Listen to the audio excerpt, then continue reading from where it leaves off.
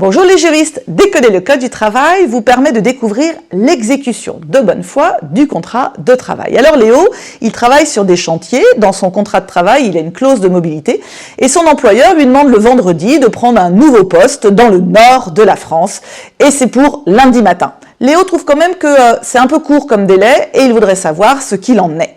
Alors le code du travail pose un principe général, c'est l'article 1222-1, le contrat de travail est exécuté de bonne foi.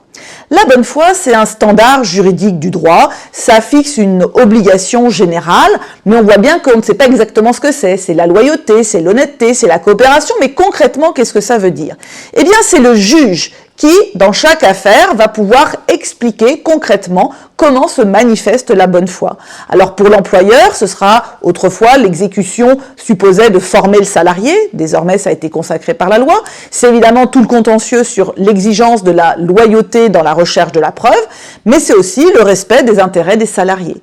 Concernant le salarié, ce sera l'obligation de discrétion, l'obligation d'exclusivité.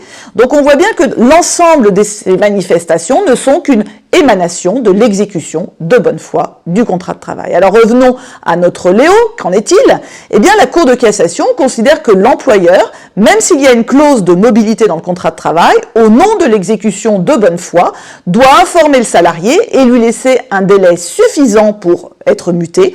2 jours, ce n'est pas faire preuve de bonne foi. Donc Léo pourra refuser d'y aller car l'employeur fait une exécution de mauvaise foi de la clause du contrat. À bientôt les juristes, au revoir.